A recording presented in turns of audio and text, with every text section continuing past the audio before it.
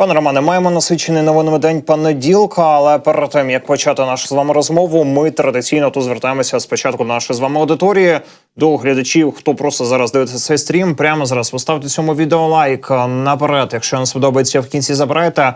Також прямо зараз напишіть коментар, ваше місто, ваша країна, звідки ви нас дивитесь. Знаємо, що вас дуже багато.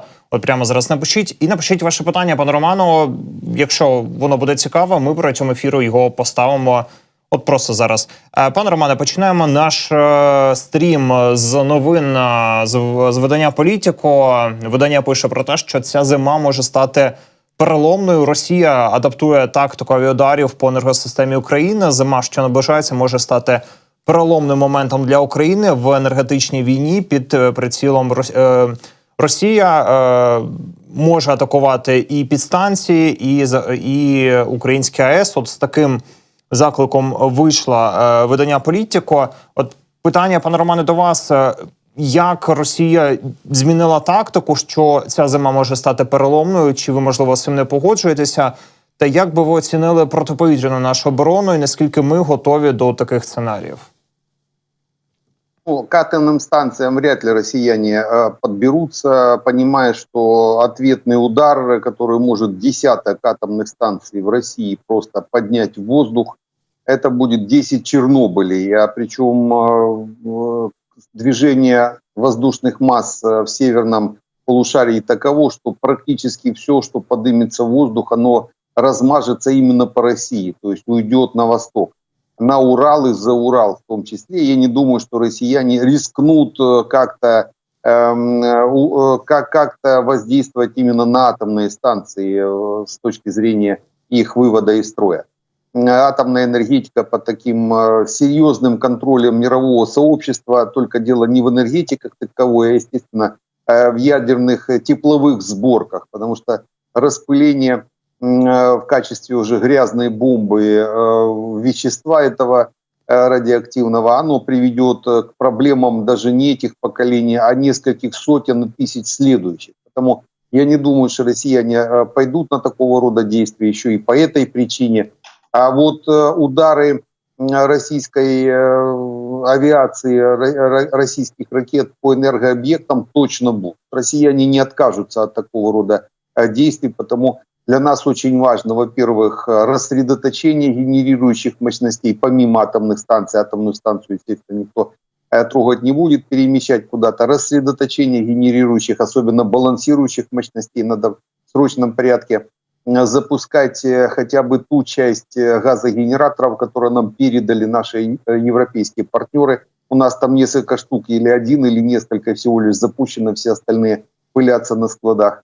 Это один из основных механизмов, как выдержать эту зиму. Я бы не сказал, что она будет там катастрофичной или хуже, чем были до этого зимы. В принципе, мы уже научились бороться с российскими ракетами, российскими дальними средствами поражения с помощью возросшей плотности системы противовоздушной обороны уже нашей. Увеличивать, конечно, систему ПВО. Увеличивать плотность, увеличивать механизмы уничтожения россиян. Есть сейчас один из механизмов, появились F-16, пусть хотя бы там одна пара или может чуть больше, но тем не менее самолеты могут хорошо себя показать против российских ракет. Главное, чтобы за шахедами не заставляли их гоняться. А против ракет они могут хорошо отработать. Все будет зависеть от количества самолетов, количества зенитно-ракетных комплексов, количества ракет, которые к этим ЗРК и самолетам будут переданы. И, в принципе, мы эту зиму должны выдержать. Ну, по крайней мере, все предпосылки к этому точно есть.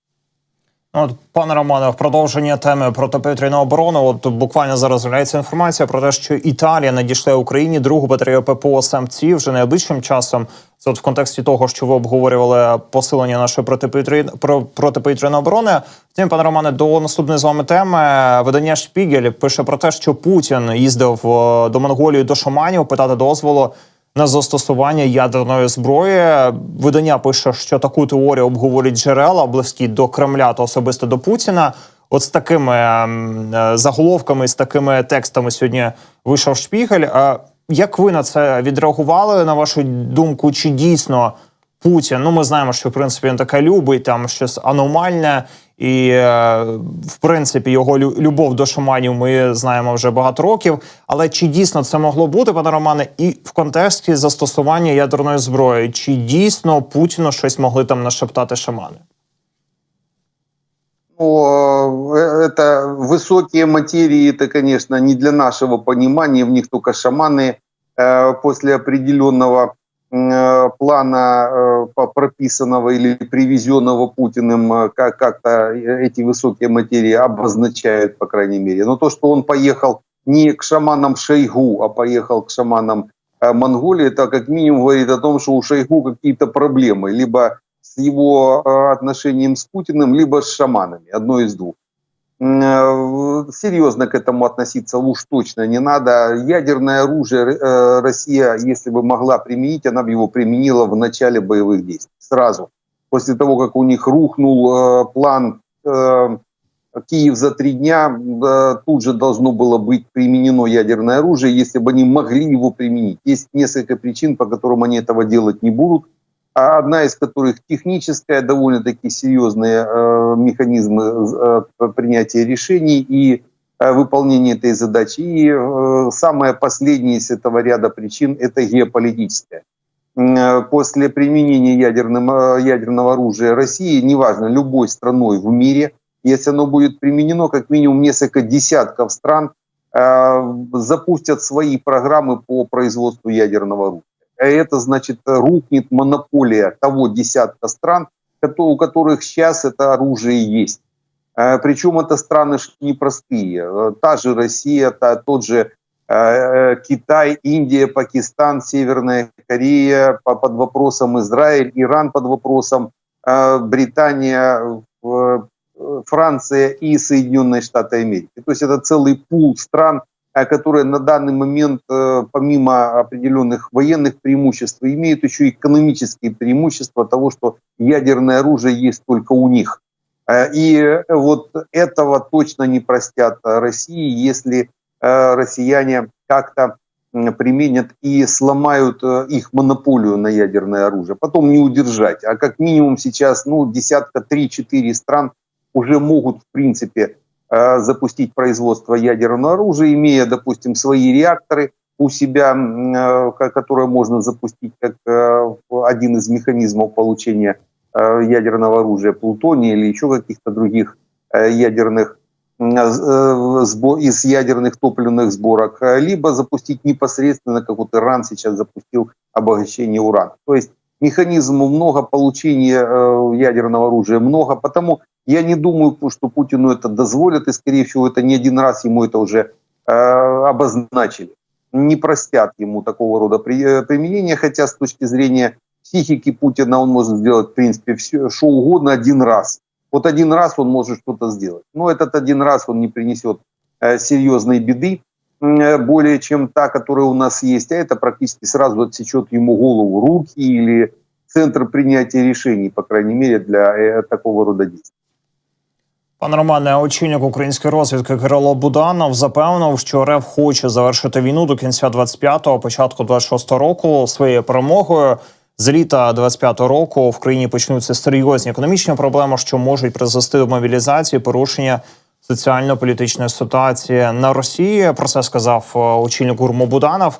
В принципі, очевидно, що Путін хоче завершити війну на своїх умовах, це очевидно для всіх. Але як треба сприймати такі заяви, хотілося б почути ваші аналітики, і що це означає для нас в Україні? Скорее всего, определенные аналитические справки, которые дают Буданову несколько подразделений институтов, которые работают на эти аналитические справки. У нас очень серьезные аналитики, в ГУРе в том числе. И некоторые выжимки из этих справок Буданов, скорее всего, решил, по крайней мере, засветить в информационном потоке. Я в этих его высказываниях увидел некоторую предрешенность по путинской экономике и по путинской военной технике. У него действительно проблемы на следующий год у Путина будут связаны с недостатком боеприпасов, особенно техники. Боеприпасы он как-то пополняет с помощью Северной Кореи, через которую в основном Китай качает боеприпасы. То есть это, в принципе, расходники.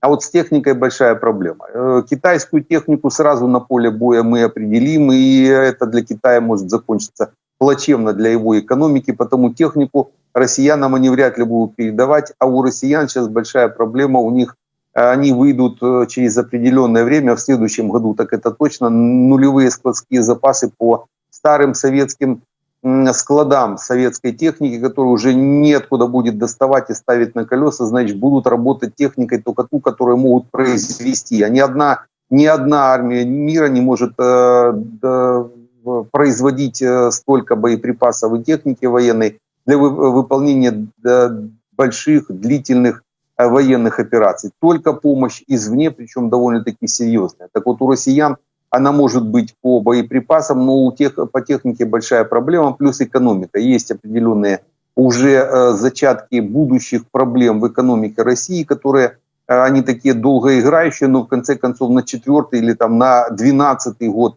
войны, на 4-й широкомасштабного, на 12-й год вторжения россиян с 2014 года, они действительно могут привести к определенным изменениям в экономике. И именно эти аналитические справки получает Буданов, а он, естественно, принимает решения, их может быть в качестве ИПСО, это тоже надо понимать, информационно-психологической спецоперации, также их уже выдает в эфир. Но для нас, по крайней мере, надо четко понимать, что есть такая вероятность того, что в следующем году у Путина будут проблемы, как минимум с техникой и как максимум с экономикой, что подвигнет его на принятие определенных решений по окончании разными механизмами боевых действий. Для того, чтобы перезарядиться, ему надо несколько лет времени для того, чтобы восстановить технику, восстановить экономику, восстановить военное производство, накопить склады для того, чтобы дальше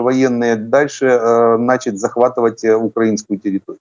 То есть вот это видение процессов в принципе есть, и его как-то подчеркивает Буданов. Но именно остановка боевых действий, там, победой Путина или еще как-то, это с точки зрения нереального. То есть Путин не победит Украину, нет возможности ему победить, мы слишком большая страна для него, он ее не проглотит всю, потому может быть вот откусывать по кусочкам, как это он делал с 2014 года. Мы ему дали откусить Украину, дали откусить Крым, не произведя практически ни одного выстрела, выйдя оттуда армии, это Турчинов принимал решение, дали ему откусить сначала часть Донбасса, потом большую часть Донбасса по Минску-1, по Минск-2, это Меркель с Порошенко вопросы решали, чуть не потеряли уже юридически Крым и Донбасс в 22 году, 27 марта в Стамбуле, практически дал возможность Путину до сих пор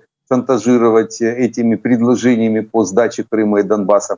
И Путин, естественно, будет вот так по кусочкам пытаться откусывать и переваривать нашу территорию, так как всю он ее однозначно переварить не сможет сразу одновременно. Но нам надо делать все, чтобы это у него не получилось, чтобы у него поперек горла стала часть нашей территории, и в конце концов мы его похороним. Похороним мы и Путина, похороним мы и Российскую империю. У нас другого выхода просто.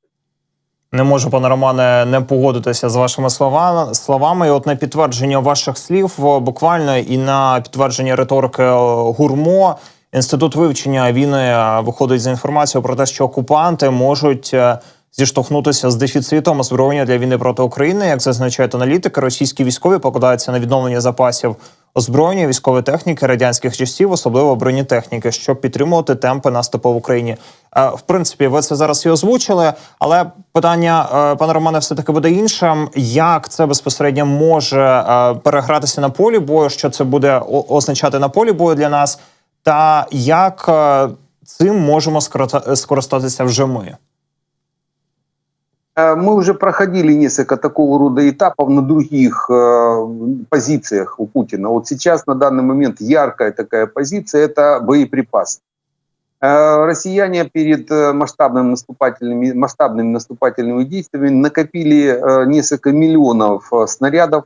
Они были еще от Советского Союза, остались, часть они произвели, положили на склады для выполнения задач где-то за полгода масштабных операционных действий на всей территории Украины, то туда, куда они, по крайней мере, зашли. Если вы помните, в 2022 году россияне использовали в сутки 60-70 тысяч боеприпасов в сутки на самом пике. Средний показатель в районе 50. То есть это рабочая цифра была для россиян работать по всей линии фронта. Фронт был довольно-таки обширен, с 2500 километров. После того, как у них до 2500 километров, после того, как у них уменьшилось количество боеприпасов, он сократился до 1,5. А потом, когда уже был реальный недостаток боеприпасов, они выбрали, практически это было в прошлом году, они выбрали до нуля, так называемые нулевые складские остатки. Они выбрали до нуля все боеприпасы, которые были старые, советские, везде, где только можно было, и запустили максимально производство тех боеприпасов, те станки, на которых можно боеприпасы точить. По крайней мере, вот они где-то 5-7 тысяч боеприпасов могли производить в сутки.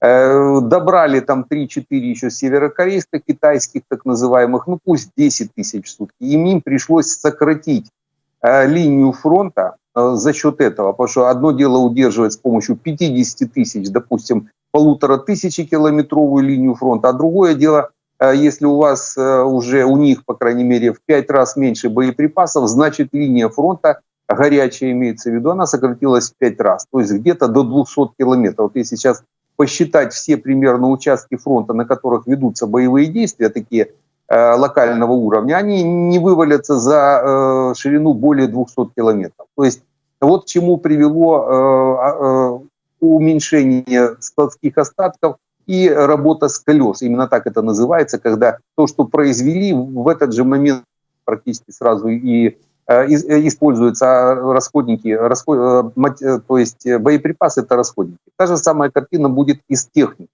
То есть если сейчас они с помощью техники могут, допустим, удерживать вот эти 200 километров фронта, той техники, которая у них есть на данный момент, и они еще поднимают с мест хранения еще, то после уменьшения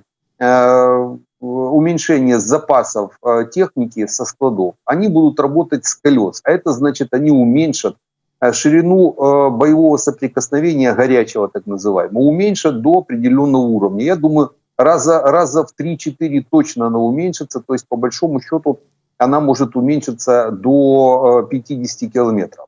50-70 километров общей горячей ширины фронта для выполнения боевых задач. Если они не найдут технику где-то на стороне. Ну, вряд ли. Потому что часть техники там даст Иран, часть техники они у Лукашенко заберут последние уже трусы и усы, которые у него остались. Часть Северной Кореи. Китай побоится свою технику давать в больших объемах. А эту технику мы также спалим, как палим сейчас Старую Советскую. То есть, по большому счету, она большой роли не сыграет. Потому недостаток уже техники приведет к тому, что ширина боевого соприкосновения уменьшится до 50-70 километров. Это будут какие-то локальные бои, которые смогут вести путиноиды где-то по определенным им направлениям. Оптимальный вариант с точки зрения их конституции – это дальнейший захват Донецкой и Луганской области для выполнения, так сказать, самой Конституции как таковой. Они нашу Донецкую, Луганскую, Запорожскую, Херсонскую, Кримську області внесли в свою Конституцію. Тут, пане Романе, окремо подяка вам за порівняння з артилерією, бо це чітко все, в принципі, роз'яснило. І щодо фронтів, давайте більш детально поговоримо, бо, як ви сказали, що не все зможуть росіяни в перспективі тримати, якщо буде криза, дійсно брак техніки. От аналітик Defense Express Сергій Згурець, ваш колега, зазначив, що зараз є щонайменше 3 ділянки, де Збройні сили України просуваються на Курщині. Тут хотілося б спитати, що зараз відбувається на Курщині, яку маємо там ситуацію, та наскільки, на вашу думку, Збройним силам вдалося втримати все ж таки ту динаміку, про яку ми ще говорили 2 тижні тому з вами? Там выполняются задачи сейчас сковывающие. То есть для сковывающих операций, из-за них-то, в принципе, под эту задачу мы и заходили на Курщину, не захватить землю. а именно сковать достаточное количество войск, лучше максимальное количество войск маневренными боями. Что такое маневренные бои? Так как у нас не стоит задача, как у россиян, захвата российской территории, то мы можем, в принципе, просто как Ковпак в свое время, я как-то проводил этот пример уже, рейды совершать в тылу противника. Да неважно, куда пошел Ковпак, у него основная задача стояла уничтожение фашистских оккупантов на тот момент. Вот и у нас сейчас стоит основная задача на российской территории уничтожение рашистских оккупантов, только уже на их территории. То есть основная задача уничтожения противника, уничтожения нападающей армии, а уже освобождение территории, нашей территории, это будет следствие выполнения этой первой задачи. И вот то, что мы сейчас выполняем на Курщине, это как раз вот эти цифры, которые даются практически каждый день, плюс определенная часть уже взятых в плен российских оккупантов, которые потом обмениваются на наших хлопцев. Мы это уже видим, уже Азов пошел на обмен. Вскоре, я думаю, и наши десантники также будут под этим обменом. То есть несколько задач выполняется сразу. Привязка к местности как таковая, к каким-то фронтальным действиям в режиме мобильных действий, то есть тех, которые сейчас проводятся, она не важна. Главное двигаться, то есть движение, тянуть за собой противника, бить его в фланг, в тыл, если это возможно. То, что сейчас и происходит. По некоторым позициям россияне пытаются двигаться в сторону нас, пытаются перерезать там в районе Любимовки одну из основных трасс снабжения с Кореневской нашей группировкой. Но в это же самое время по другим участкам фронта мы бьем им во фланг. Правый фланг, допустим, этой группировки со стороны Веселого, с задачей рассечь этот оперативный котел, в который россияне сами-то и заползли, форсируя Сейм с севера на юг. И дальше, опять же, основная задача уничтожения противника в максимальных количествах, плюс плен для обмена. Эта задача выполняется, причем отлично. На данный момент можно сказать, что вот самый, так сказать, оптимальный для нас участок фронта з положительной динамікою, це якраз Курщина. Пане Романе, російські пропагандистські ЗМІ повідомляють, посилаючись на указ диктатора Путіна, що Путін збільшив численність армії Росії до 2,4 мільйона, з яких 1,5 мільйона – це військові. Здається, було 2 мільйони, тут поправте, якщо я помиляюся. Чим ви пов'язуєте таке збільшення на 400 тисяч? І чи не означає, що 400 тисяч – це безпосередньо на ліквідацію того, що зараз відбувається на Курщині? Нет, дело в том, что там две позиции есть: военнослужащие и служащие. То есть армия России, как в принципе любая армия в мире, состоит из военнослужащих и служащих, которые выполняют второстепенные задачи, в основном в качестве гражданских, просто выполняют задачи. Начиная от уборщицы, заканчивая там, допустим, какими-то счетоводами. Ну, примерно так.